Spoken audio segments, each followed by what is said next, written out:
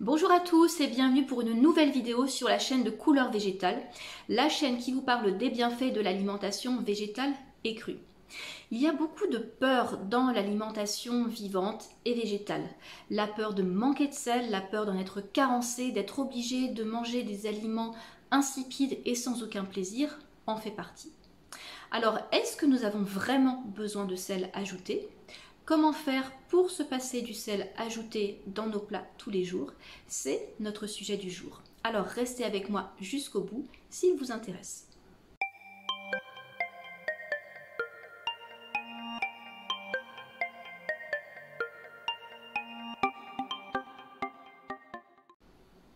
Avec Edwige, thérapeute en alimentation végétale. J'accompagne les personnes qui souhaitent se libérer de leurs symptômes et retrouver une pleine santé grâce à une alimentation végétale, brute et pauvre en graisse. J'en profite ici pour faire une petite annonce. Il s'avère que j'ai fêté mes 40 ans il y a 2 jours et que j'ai décidé d'offrir un cadeau à mon corps pour l'occasion, c'est-à-dire 4 cycles de cure du foie, donc 4 fois 9 jours, c'est-à-dire 36 jours, ça fait presque 40, pour lui offrir une régénération, pour lui offrir un rajeunissement, pour essayer de venir à bout des dernières petites choses qui me posent problème. Donc je vous tiendrai au courant. Je sais que pour certains ça peut paraître vraiment une punition, quelque chose d'infaisable, un truc de fou, préfère mourir que de faire ça, mais moi je l'accueille vraiment avec grand plaisir. Donc je sais qu'il y a des moments où ce sera peut-être pas très sympathique, mais voilà, c'est quelque chose que je pense qui vaut le coup d'être pratiqué. Alors on revient tout de suite à notre sujet du jour, le sel. Où se trouve le sel dans l'alimentation classique? Il se trouve bien évidemment partout. Il se trouve dans le pain, il se trouve dans les fromages, dans les charcuteries, dans tout type de plats préparés, que ce soit salé ou sucré. Il y a aussi du sel dans les gâteaux, dans les pâtisseries, les chips, les apéritifs, etc., etc.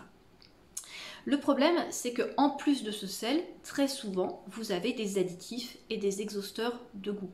Donc ça vous rend encore plus addict à ce type de produit très nocif et très transformé. Ce n'est pas la même chose de manger des chips sans sel, je ne sais même pas si ça existe, et je ne pense pas que vous en mangeriez autant s'il n'y avait pas de sel. Pareil, si vous mangez des pistaches grillées salées, si vous mangez des pistaches sans sel, ce n'est absolument pas le même effet. Alors, quels sont les effets du sel dans notre corps? Le sel est quelque chose qui nous déminéralise et qui nous déshydrate. Le sel favorise la rétention d'eau, il fait augmenter la pression artérielle et il est pro-inflammatoire. Ça, la plupart d'entre nous, on le sait. Le sel, il faut bien comprendre que notre foie le déteste parce que notre foie, ça le paralyse. On revient toujours au foie, mais c'est vraiment lui le chaudron du corps. Si vous consommez une petite pincée le midi, une petite pincée le soir, et que tout le reste de votre alimentation est très propre, absolument pas transformé, il n'y a pas de problème évidemment.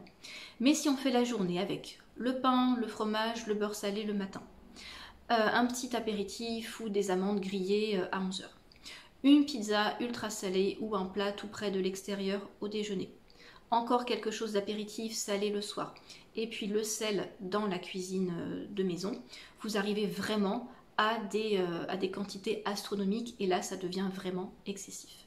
Il faut savoir aussi que le sel peut créer des micro-hémorragies vasculaires parce que le sel ajouté dégrade l'endothélium vasculaire, c'est-à-dire la partie la plus interne des vaisseaux sanguins. Donc tout ceci, vraiment, ça doit vous faire prendre conscience que le sel ajouté n'est pas un aliment bénéfique. On a coutume de dire qu'on a besoin d'un peu de tout, on a besoin de sucre, on a besoin de sel, on a besoin de protéines, on a besoin de graisse. Oui, mais tout ceci, vous les avez naturellement. Je dis bien naturellement, c'est-à-dire dans les produits bruts tels que la nature nous les donne. Il faut simplement savoir quels produits choisir et à peu près en quelle quantité les consommer. Alors, comment faire quand on passe à une alimentation crue, vivante? Est-ce que nous avons besoin de sel? Il y a une différence très importante à noter. Avons-nous besoin de sodium? Oui. Avons-nous besoin de sel ajouté? Non. Pourquoi avons-nous besoin de sodium? Le sodium, au même titre que le potassium et le calcium, est un minéral essentiel, indispensable pour notre corps, sans lequel nous pouvons mourir. Le sel est un antiseptique de la lymphe. Le sodium est un antiseptique de la lymphe. Il conditionne aussi le bon fonctionnement des électrolytes. Donc bien sûr, nous en avons besoin au quotidien. Difficile effectivement de se passer de sel lorsqu'on est habitué à manger classique, parce que lorsqu'on mange cuit, la cuisson affadit le goût des aliments. Alors que quand vous passez à une alimentation crue, vous allez pouvoir vous reconnecter au vrai goût. Vous allez au bout de quelques semaines rééduquer vos papilles et réussir à percevoir le vrai goût des aliments, hein, vraiment vous reconnecter à leur vraie saveur. Et vous serez capable de détecter même le sodium dans un aliment. Faites le test de manger des pommes de terre. Moi, quand je mange des pommes de terre, je ressens leur goût salé parce que je ne mange jamais salé depuis longtemps. Donc je ressens en fait dès que les aliments ont le goût salé. Si vous tombez sur du bon céleri branche, vous le passez en jus, vous allez sentir le sodium dans la bouche. Mais ce ne sera pas un goût salé prégnant qui va vous rester de manière désagréable comme lorsque vous mangez un aliment transformé de l'extérieur. Non, ce sera vraiment quelque chose de plutôt doux qui ensuite va passer tranquillement. Alors attention, dans le cru, on peut trouver aussi des sources de sel nocives. Les lactofermentations, hein, tout ce qui est lactofermenté, la choucroute, les légumes, hein, même maison, vous savez très bien, on prend de l'eau, on met 30 g de sel et ça nous fait les lactofermentations. Dans les bouillons qu'on peut utiliser, hein, les bouillons tout prêts, les miso qu'on utilise pour faire des soupes, même crues. Les sauces tamari et sauces soja sont très prisées souvent, hein, pour assaisonner les plats, donc là vous avez vraiment des bombes de sel. Dans les aliments déshydratés, les crackers du commerce aussi, vous pouvez avoir beaucoup de sel. Et enfin, alors je sais qu'il y a des gens qui vont pas être d'accord avec moi, qui utilisent beaucoup ce produit, mais l'eau de Quinton est une bombe de sel aussi, qui vous déminéralise et qui vous déshydrate. Le sel de mer n'est pas un produit fait pour la consommation humaine. Hein, on est fait pour manger le sel qui est peut-être dans les algues, parce que les algues sont des plantes qui vont synthétiser ce sel. Pareil que dans les plantes, nous ne mangeons pas la terre. Hein. Les plantes tirent les minéraux de la terre et ensuite vous consommez ces minéraux à travers les plantes, mais vous ne mangez pas la terre. Donc si vous voulez vous reminéraliser, ce n'est pas vers ce type d'aliment qu'il faut vous tourner. Hein. Il faut vous tourner vers les végétaux bruts. On va y venir juste après. Alors comment faire pour contrecarrer ces envies de salé? Vous avez les jus verts. Hein. Commencez votre journée avec jus de céleri, jus de concombre, jus vert incluant beaucoup de feuilles vertes, incluant des épinards, de la mâche, des salades, du persil, hein, les verdures de votre choix, des plantes sauvages aussi. Et puis pendant la journée, consommez des smoothies avec des verdures, consommez des salades, vous pouvez vous faire des sauces avec beaucoup de verdures aussi, ça c'est vraiment important. Il faut savoir, on va y revenir, je vais vous donner d'autres astuces. Il faut savoir qu'il faut compter environ 2-3 semaines pour se sevrer complètement du goût du sel. Mais il faut comprendre ce qui se passe lorsque vous avez des fringales de salé. Parce que les gens me disent, les gens que j'accompagne me disent « Ah, j'ai vraiment une fringale de sel, c'est très difficile. » Alors, la première chose à savoir, c'est que votre corps, il a l'habitude de travailler avec de grandes quantités de sodium qui vient des produits ajoutés, qui vient du sel, qui vient des produits transformés ou qui vient du sel ajouté.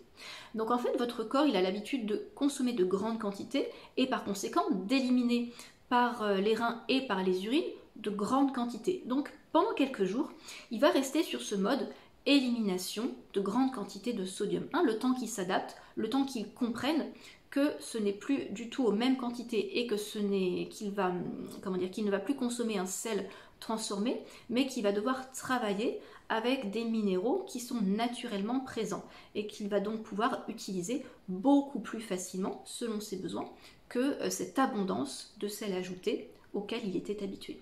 Donc ce qui peut expliquer cette sensation de faiblesse, cette sensation de malaise, de fragilité lorsque vous êtes en manque. Donc ne vous précipitez pas sur les chips, s'il vous plaît, mais augmentez votre quantité de jus vert, votre quantité de verdure, votre quantité de smoothie avec verdure, etc. etc.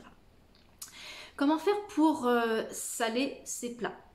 Alors, vous pouvez utiliser des sauces avec du céleri branche. Hein. Vous faites une sauce, vous mettez du céleri branche dedans.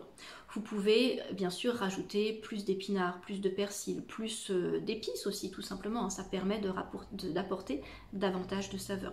Vous pouvez aussi utiliser le blanc des blettes, hein. C'est une partie, que vous la mangiez crue ou cuite, goûtez, vous allez sentir vraiment cette bombe de sodium naturel dans votre bouche.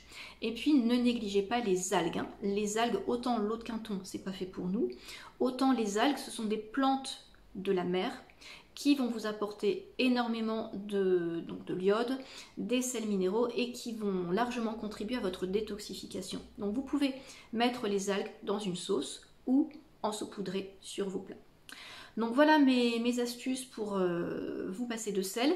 Dites-moi dans les commentaires où vous en êtes avec votre consommation de sel.